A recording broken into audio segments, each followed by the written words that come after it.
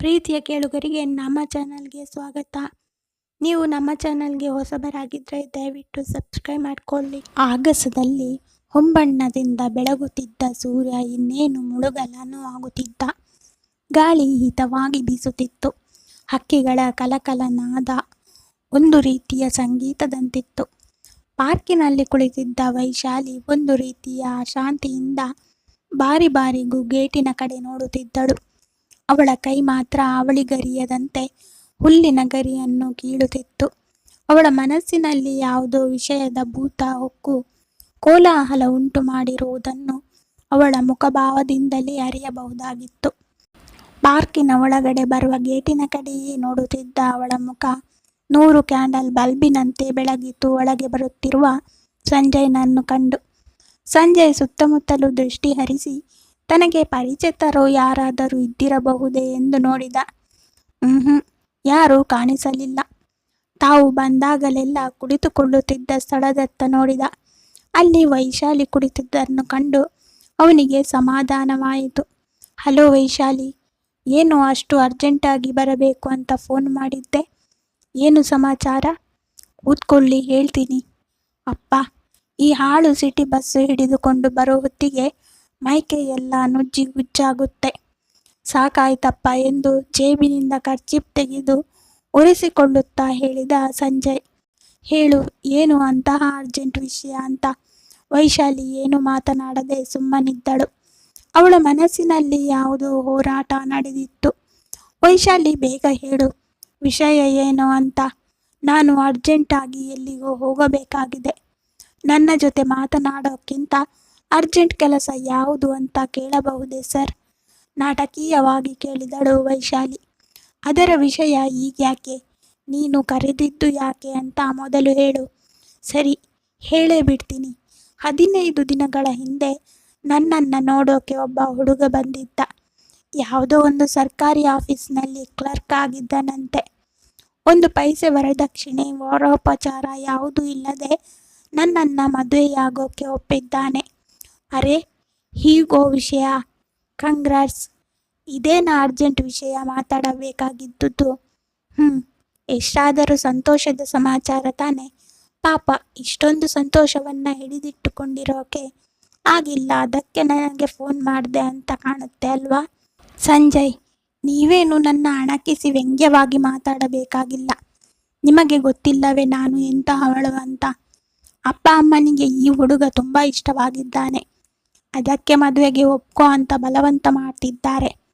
ಆದರೆ ನನಗಿಷ್ಟವಿಲ್ಲ. ಇಷ್ಟವಿಲ್ಲ ಯಾಕೆ? ಆಶ್ಚರ್ಯದಿಂದ ಕೇಳಿದ ಸಂಜಯ್. ಇದೇನು ಹೀಗೆ ಕೇಳ್ತೀರಿ? ನಿಮ್ಮನ್ನು ಮದುವೆ ಮಾಡಿಕೊಳ್ಳೋ ಉದ್ದೇಶ ಇಲ್ಲದೆಯೇ ನಿಮ್ಮ ಜೊತೆ ಸ್ನೇಹ ಬೆಳೆಸಿದೆ ಅಂತ ನಿಮ್ಮ ಅಭಿಪ್ರಾಯವೇ? ಹಾಗಂತ ನಾನೆಲ್ಲಿ ಹೇಳಿದೆ? ಹಾಗಂತ ಹೇಳಲಿಲ್ಲ.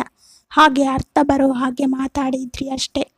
ನೋಡಿ, ಸುತ್ತಿ ಬಳಸಿ ಮಾತಾಡೋದು ನನಗಿಷ್ಟವಿಲ್ಲ. ನನಗೆ ನಿಮ್ಮನ್ನೇ ಮದುವೆ ಆಗಬೇಕು ಅಂತ ಆಸೆ. ನಿಮ್ಮ ಇಚ್ಛೆ ಏನಿದೆ ಅನ್ನೋದನ್ನು ಹೇಳಿಬಿಡಿ. ನನ್ನ ಇಚ್ಛೆ ಬಗ್ಗೆ ಕೇಳೋದಾದರೆ ನೀನು ಈ ಮದುವೆಗೆ ಒಪ್ಪಿಕೊಳ್ಳೋದು ಒಳ್ಳೆಯದು ಅನಿಸುತ್ತೆ. ಸಂಜಯ್, ಯಾಕೆ ಹಾಗೆ ಕಿರುಚ್ಕೋತೀಯ? ನಿಮ್ಮ ಮಾತಿಗೆ ಕಿರುಚದೆ ಇನ್ನೇನು ಮಾಡಲಿ ಹೇಳಿ? 1 ವರ್ಷದಿಂದ ನೀವು ನನ್ನ ಜೊತೆ ಓಡಾಡಿದ್ದು, ಪಾರ್ಕು ಸಿನಿಮಾಗಳಿಗೆಲ್ಲ ಬಂದಿದ್ದು, ಅದಕ್ಕೆಲ್ಲ ಈ ಉಪದೇಶವೇ ಅರ್ಥವೇನು? ನೋಡು ವೈಶಾಲಿ, ತಿರುಗೋದಿಕ್ಕೂ ಮದುವೆ ಮಾಡಿಕೊಳ್ಳೋದಿಕ್ಕೂ ತುಂಬ ಅಂತರವಿದೆ. ನಾನು ಎಂದೂ ಅಂತಹ ಉದ್ದೇಶ ಇಟ್ಟುಕೊಂಡಿರಲಿಲ್ಲ. ನಿನ್ನನ್ನೇ ಮದುವೆ ಮಾಡ್ಕೋತೀನಿ ಅಂತ ಒಂದು ಸಾರಿಯೂ ಹೇಳಿಲ್ಲ. ನೀನಾಗಿ ನನ್ನ ಜೊತೆ ಬಂದೆ, ಸಿನಿಮಾಗೆ ಕರೆದೆ, ನಾನು ನಿನ್ನ ಜೊತೆ ಬಂದೆ ಅಷ್ಟೇ. ಮಾನೆಗೆಟ್ಟವನೇ, ಇಷ್ಟೊಂದು ಮೋಸ ಮಾಡ್ತೀಯಾ? ನೀನು ಇಂತಹ ನೀಚ ಅಂತ ನಾನು ಅಂದ್ಕೊಂಡಿರಲಿಲ್ಲ. ಆವೇಶದಿಂದ ಅರಚಿದಳು ವೈಶಾಲಿ. ಯಾಕೆ ಅರಚ್ಕೋತೀಯ? ಸುತ್ತಮುತ್ತ ಇರೋರೆಲ್ಲ ಇಲ್ಲೇನೋ ಗಲಾಟೆ ನಡೀತಿದೆ ಅಂತ ಬಂದ್ಬಿಡುತ್ತಾರೆ. ಬರಲಿ, ಅವರಿಗೆಲ್ಲ ಹೇಳ್ತೀನಿ ನಿನ್ನ ಮೋಸದ ಕಥೆನ. ಸಂಜಯ್ ನಗುತ್ತಾ, ಮೋಸದ ಕಥೆನ? ಹೇಳು ಹೇಳು, ನಾನು ಹೇಳ್ತೀನಿ. ಇವಳೆ ನನ್ನ ಮೈ ಮೇಲೆ ಬಿದ್ಕೊಂಡು ಬಂದ್ಲಂತ. ಆಗ ನೋಡು, ತಪ್ಪು ಗಂಡೇ ಮಾಡಿದ್ರು ಈ ಸಮಾಜ ದೂಷಿಸೋದು ಹೆಣ್ಣನ್ನೇ ಗೊತ್ತಾ? ಆಮೇಲೆ ನಗಪಾಟಲಾಗೋದು ನಿನ್ನ ಬಾಳೆ. ನನಗೇನು 100 ಜನ ಹುಡುಗಿಯರ ಜೊತೆ ತಿರುಗಿ ಇದ್ರೂ ಹೆಣ್ಣು ಕೊಡ್ತಾರೆ. ಛೇ ಪಾಪಿ, ಸಮಾಜದ ಬಲಹೀನತೆಯನ್ನು ಈ ರೀತಿ ನಿನ್ನ ಸ್ವಾರ್ಥಕ್ಕೆ ಉಪಯೋಗಿಸ್ಕೋತೀಯ ಅಂತ ನಾನು ತಿಳಿದಿರಲಿಲ್ಲ. ನಿನ್ನ ಸೌಂದರ್ಯ ನೋಡಿ ಮೋಡಿ ಮಾಡುವ ಮಾತಿನ ಬಲೆಯಲ್ಲಿ ಬಿದ್ದ ನನಗೆ ಒಳ್ಳೆಯ ಪಾಠ ಕಲಿಸಿದೆ. ಇಲ್ಲದಿದ್ದರೆ ಮತ್ತೇನೆಂದುಕೊಂಡಿದ್ದೀಯ? ನಾನು ದೊಡ್ಡ ಆಫೀಸರ್, ನೋಡೋದಿಕ್ಕೆ ಸುಂದರವಾಗಿದ್ದೀನಿ. ನಾನು ನಿನ್ನನ್ನು ಮದುವೆ ಆಗೋದು ಎಂದಾದರೂ ಸಾಧ್ಯವೇ? ಕುಂಟನು ಕುರುಡನು ಸಹ ಸುಂದರ ಹೆಂಡತಿಯನ್ನ ಬಯಸ್ತಾ ಇರೋ ಈ ಕಾಲದಲ್ಲಿ ನಾನು ನಿನ್ನನ್ನು ಮದುವೆ ಆಗ್ತೀನಿ ಅಂತ ಹೇಗೆ ನಂಬ್ಕೊಂಡೆ? ನೀನು ನರ್ತಕಿ, ಕಲಾವಿದೆ. ಸಮಾಜದಲ್ಲಿ ನಿನಗೊಂದು ಒಳ್ಳೆಯ ಹೆಸರಿದೆ ಅನ್ನೋದನ್ನು ಬಿಟ್ಟರೆ ನಿನಗೇನಿದೆ? ಸೌಂದರ್ಯವೇ, ಹಣವೇ, ಅಧಿಕಾರವೇ ಏನಿದೆ? ಮದುವೆಗೆ ಮುನ್ನ ಎಷ್ಟೋ ಜನರ ಜೊತೆ ಮಾತಾಡ್ತೀವಿ, ಓಡಾಡ್ತೀವಿ. ಅಷ್ಟು ಮಾತ್ರಕ್ಕೆ ಅವರೆಲ್ಲರನ್ನು ಮದುವೆ ಮಾಡ್ಕೊಂಡು ಬಿಡೋಕೆ ಸಾಧ್ಯವೇ? ಹಾಗೆ ನೋಡಿದರೆ ನೂರಾರು ಮದುವೆ ಮಾಡ್ಕೋಬೇಕಾಗುತ್ತೆ. ಇದೆಲ್ಲ ಬರೀ ಸ್ನೇಹ ಅಷ್ಟೇ, ಜಸ್ಟ್ ಫ್ರೆಂಡ್ಶಿಪ್. ಅದಕ್ಕೆ ವಿಪರೀತ ಅರ್ಥ ಕಲ್ಪಿಸಬಾರದು. ಛೀ ಪಾಪಿ, ಹೀಗೆ ಹೇಳಿ ಎಷ್ಟು ಜನ ಹುಡುಗಿಯರಿಗೆ ಮೋಸ ಮಾಡಿದ್ದೀಯಾ? ನಿನ್ನಂಥ ಮೋಸಗಾರನ ಮುಖವನ್ನು ನೋಡೋದು ಪಾಪ ಎಂದು ಎದ್ದು ಬಿರಬಿರನೆ ಹೊರಟು ಹೋದಳು ವೈಶಾಲಿ. ಸಂಜಯ್ ಒಳಗೊಳಗೆ ನಕ್ಕ. ಸದ್ಯ ಇವಳಿಂದ ಬಿಡುಗಡೆ ಆಯ್ತಲ್ಲ ಎಂದು. ಸ್ವಲ್ಪ ಸಮಯದ ನಂತರ, ಏ ವೈಶಾಲಿ, ಕೇಳಿದ್ಯಾ? ಆ ಸಂಜಯ್ಗೆ ಮಿನಿಸ್ಟರ್ ಮೋಹನ ರಾಯರ ಮಗಳ ಜೊತೆ ಮುಂದಿನ ವಾರ ಮದುವೆಯಂತೆ. ಅವನು ನಿನ್ನ ಜೊತೆ ಇಷ್ಟೊಂದು ಓಡಾಡೋದು ನೋಡಿ ಅವನು ನಿನ್ನನ್ನೇ ಮದುವೆ ಆಗ್ತಾನೆ ಅಂದುಕೊಂಡಿದ್ದೆವು ನಾವು.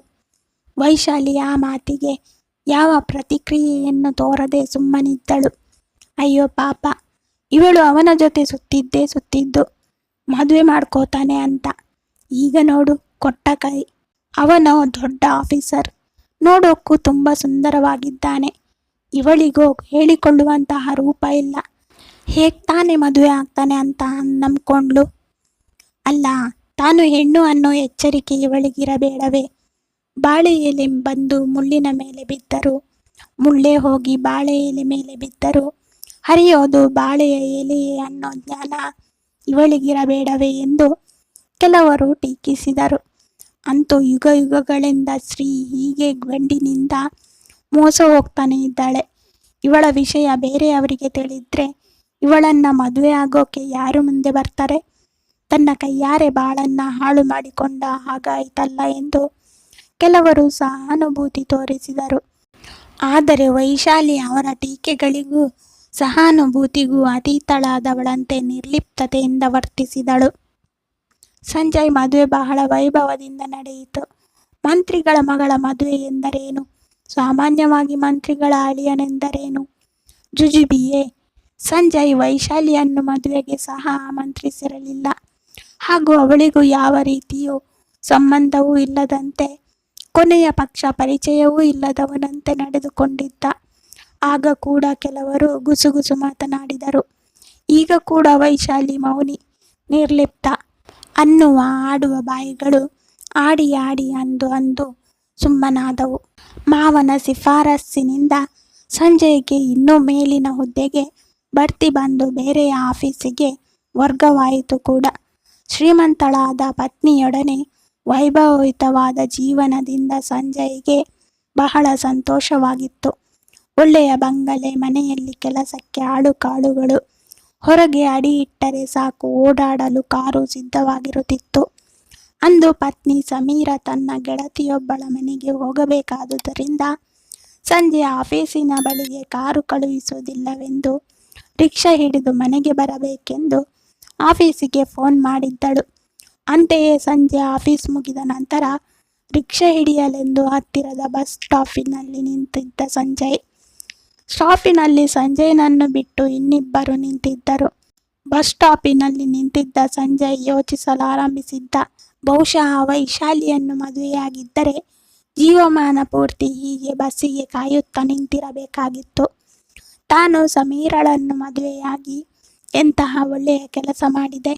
ಮಂತ್ರಿಗಳ ಅಳಿಯನೆಂದು ಎಂತೆಂತಹ ದೊಡ್ಡ IAS ಆಫೀಸರ್ಗಳು ಸಹ ಮರ್ಯಾದೆ ಕೊಡುತ್ತಿದ್ದಾರೆ. ವೈಶಾಲಿಯನ್ನು ಮದುವೆಯಾಗಿದ್ದರೆ ಇಂತಹ ವೈಭವಪೂರ್ಣ ಜೀವನ ಜನ್ಮದಲ್ಲಿಯೇ ಸಾಧ್ಯವಾಗುತ್ತಿರಲಿಲ್ಲ ಎಂದು ಮುಂತಾಗಿ ತನ್ನ ಗುಂಗಿನಿಂದ ಹೊರಬಂದು ತಲೆ ಎತ್ತಿದಾಗ ಕಾಣಿಸಿತು ಪತ್ನಿ ಸಮೀರ ಓಡಿಸುತ್ತಿರುವ ಕಾರು.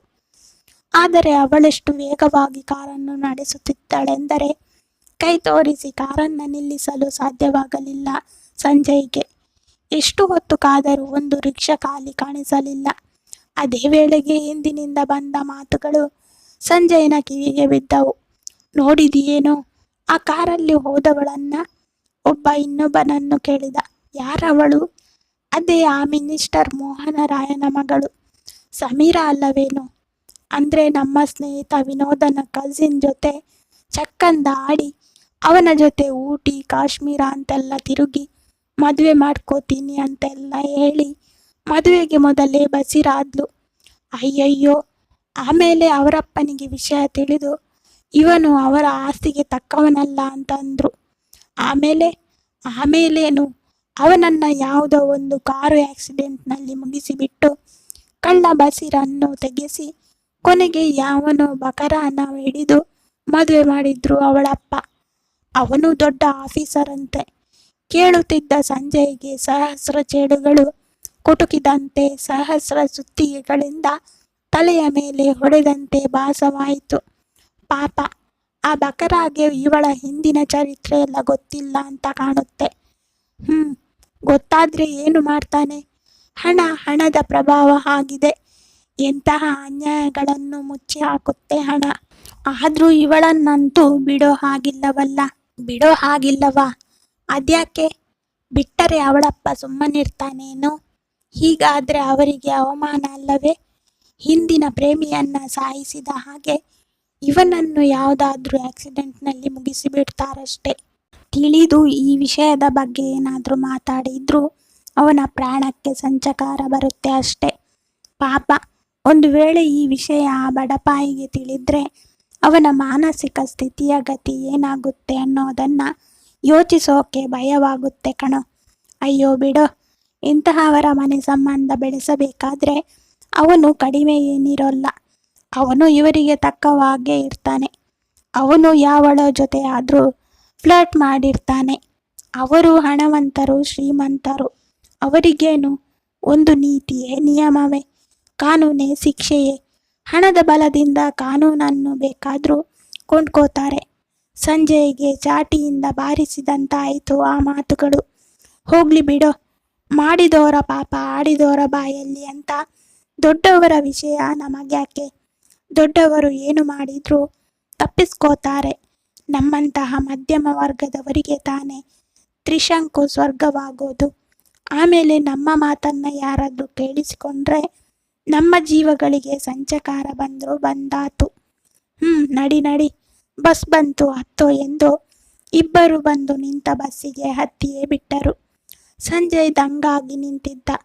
ಅವರ ಮಾತುಗಳನ್ನು ಕೇಳಿ ಅವನ ತಲೆಯಲ್ಲಿ ಸಹಸ್ರ ಡೈನಮೈಟ್ಗಳ ಸ್ಫೋಟವಾದಂತೆ ಶಬ್ದವಾಗತೊಡಗಿತು. ತಲೆಗೆ ವೇಗವಾಗಿ ರಕ್ತ ನುಗ್ಗುತ್ತಿರುವಂತೆ, ಕಿವಿಯ ತಮಟೆ ಒಡೆದು ಹೋಗುವಂತೆ ಬೋರ್ ಎಂಬ ಶಬ್ದ. ಸಹಸ್ರ ಕೈಗಳು ತನ್ನತ್ತ ಬೊಟ್ಟು ಮಾಡಿ ತೋರಿಸಿ ಕೇಕೆ ಹಾಕಿ ನಗುತ್ತಿರುವಂತೆ ಭಾಸವಾಗತೊಡಗಿತು ಅವನಿಗೆ. ಅದು ಹೇಗೆ ರಿಕ್ಷಾ ಹಿಡಿದನೋ, ಹೇಗೆ ಮನೆ ತಲುಪಿದನೋ ಅವನಿಗೆ ಅರ್ಥವಾಗಲಿಲ್ಲ. ಮನೆಗೆ ಬಂದರೂ ಅವನ ಮನಸ್ಸಿಗೆ ಸಮಾಧಾನವೆನಿಸಲಿಲ್ಲ. ಅವನೊಬ್ಬ ಕೊಲೆಗಟುಕನಂತೆ, ಪತ್ನಿಯೊಬ್ಬ ವೇಶ್ಯೆಯಂತೆ. ಮನೆಯೇ ಒಂದು ಮುಳ್ಳಿನ ಹಾಸಿಗೆ ಎನಿಸಿತು ಅವನಿಗೆ. ಆದರೆ ಅದರಿಂದ ತಪ್ಪಿಸಿಕೊಂಡು ಹೋಗಲಾರದ ಬಂದಿ ಅವನು. ತಪ್ಪಿಸಿಕೊಳ್ಳಲು ಅವನನ್ನು ಬಿಡಲಾರರು. ಇದ್ದಕ್ಕಿದ್ದಂತೆ ಸಂಜಯ್ ಹೀಗೇಕೆ ಬದಲಾದನು ಎಂದು ಸಮೀರಳಿಗೆ ಒಂದು ಸಮಸ್ಯೆಯಾಯಿತು. ಗತ್ಯಂತರವಿಲ್ಲದೆ ಸಮೀರಳ ಜೊತೆ ಬಾಳುವೆ ನಡೆಸುವ ನಾಟಕವಾಡಬೇಕಾಗಿತ್ತು ಅವನು. ಇಲ್ಲದೆ ಹೋದರೆ ಅವನ ಜೀವವನ್ನೇ ಪಣವಾಗಿಡಬೇಕು. ಅಂದು ಯಾವುದೋ ವಿಷಯದ ನಡುವೆ ಮದುವೆಗೆ ಮುನ್ನದ ಗೆಳೆತನಗಳ ಮಾತು ಬಂದಿತು. ನಿನಗೆ ಯಾರಾದರೂ ಬಾಯ್ ಫ್ರೆಂಡ್ ಇದ್ದರೇನು? ವಿಷಯ ತಿಳಿದಿದ್ದರೂ ಅವಳು ಏನು ಹೇಳುತ್ತಾಳೋ ಎಂದು ಕೇಳಿದ ಸಂಜಯ್. ಇದ್ದರೇನಂತೆ, ನಿನಗೆ ಮಾತ್ರ ಇರಲಿಲ್ಲವೇನು?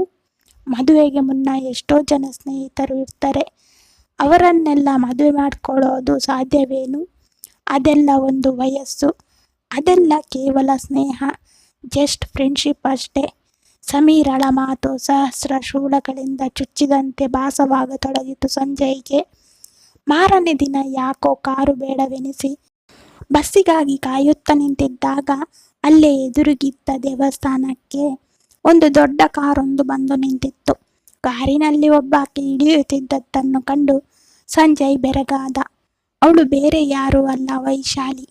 ತಾನು ಮಾಡಿದ ತಪ್ಪಿನ ಅರಿವಾದ ಮೇಲೆ ಸಂಜಯ್ ಎಂಬಾತ ತನ್ನ ಜೀವನದಲ್ಲಿ ಬಂದ ಕೆಟ್ಟ ಕನಸೆಂದು ಮರೆತು ತಂದೆ ತಾಯಿ ಒಪ್ಪಿದ ವರನನ್ನು ಮದುವೆಯಾಗಿ ಹಾಯಾಗಿ ಸಂಸಾರ ನಡೆಸುತ್ತಿದ್ದಳು.